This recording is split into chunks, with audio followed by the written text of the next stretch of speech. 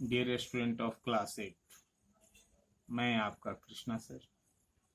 आज मैं आपको एक फिजिक्स का चैप्टर होता है फोर्स एंड प्रेशर, उसके बारे में कुछ बातचीत करूंगा।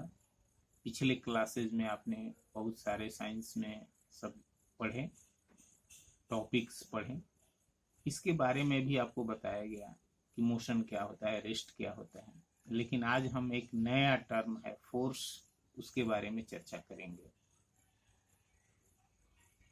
तो फोर्स कैसे जनरेट होता है?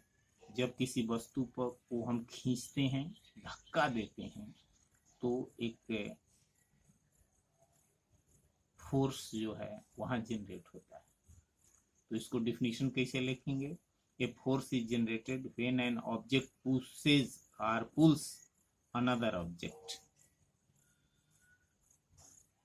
You move your body all the time, and in doing so you are exerting a force.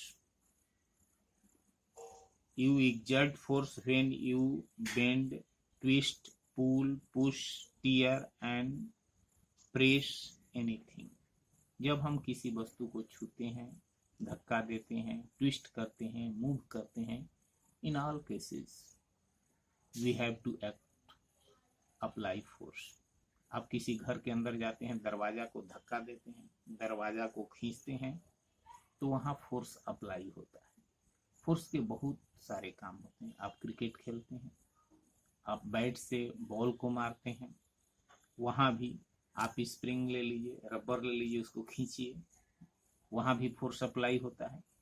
तो फोर्स क्या क्या कर सकता है, इसके बारे में मैं आज आपको बताऊंगा।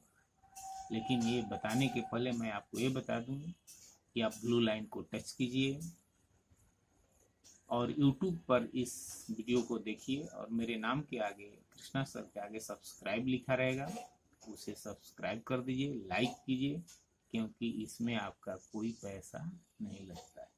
और आप वीडियो देखें और कमेंट्स करें कि ये वीडियो आपको कैसा लगा। आइए हम बताते हैं कि फोर्स क्या क्या कर सकता है। तो force change the position of an object. आप एक बैलून ले लीजिए, उसको दबाइए, तो आप देखेंगे कि बैलून के पोजीशन जो है, पोजीशन नहीं बल्कि उसका शेप जो है चेंज हो गया। अगर आप साइकिल पैडल मारते हैं तो वह पोजीशन चेंज कर देता है। बॉल को फेंकते हैं, एक फोर्स अप्लाई होता है, तो वह अपना पोजीशन अभी यहाँ है, अभी दूसरे जगह चला जाता है। दूसरा है फोर्स क्या कर सकता है? Force change the speed of an object. Speed बढ़ा सकता है। जैसे साइकिल आप चलाते हैं, पैडल को तेज चला दीजिए तो आपका स्पीड ज्यादा हो जाएगा। पैडल को धीरे चलाइए तो स्पीड क्या होगा? कम हो जाएगा। तीसरा है force change the direction of a moving object. आप क्रिकेट खेलते हैं, निश्चित रूप से खेलते हैं, तो आप क्या करता है? बॉलर फेंकता है बॉल और बैटिंग करने वाला बैटिंग करता है, तो उधर से आ रहा है, बॉल आ रहा है बैट्समैन की तरफ, बैट्समैन ने फोर्स लगाया और वह बैल कह रहे हैं, उस बॉल जो है वह अपोजिट डायरेक्शन में कहाँ चला गया? दूसरे दिशा में। यानी force can change the direction of a moving object. Force changes the shape of an object.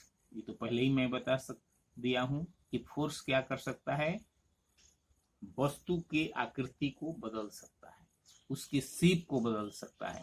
अगर आपके घर में आटा गूंथा जाता हो, निश्चित गूंथा जाता होगा, तो उसको आप ले लीजिए और अपने अंगुलियों से दबाइए, एक अंगुलियों का शेप उस पर आ जाएगा। क्यों? क्योंकि उसका शेप चेंज हो गया after applying the force by your fingers. अब डायरेक्शन क्या होगा? फोर्स अप्लाई करने पर डायरेक्शन क्या होगा? तो डायरेक्शन में कई चीजें आ गई।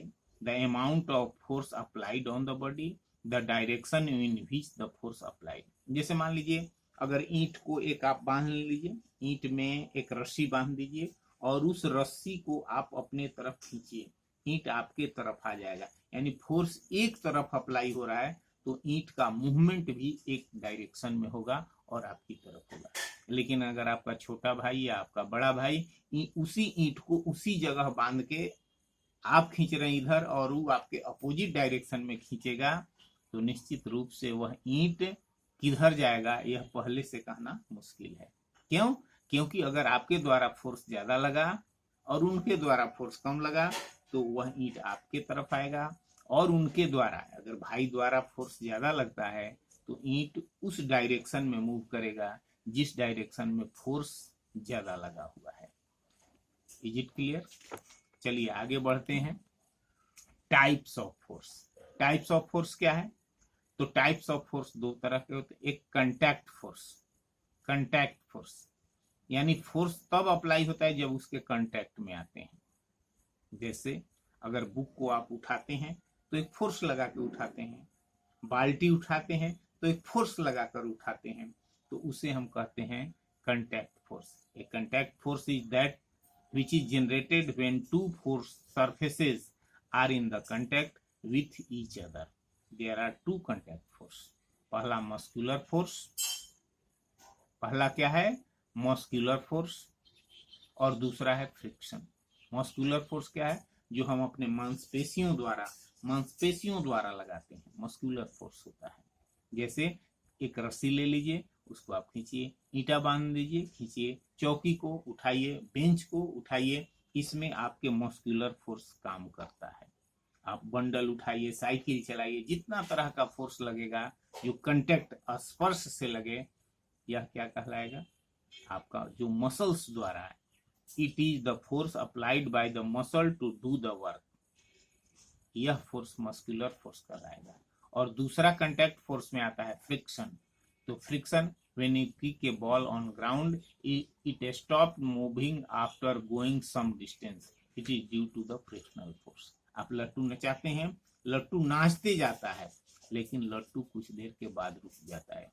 It is due to the frictional force. क्योंकि अर्थ और उस कील के बीच में फ्रिक्शन होता है, और वह फ्रिक्शनल फोर्स उस लट्टू को घूमने में बाधक होता है।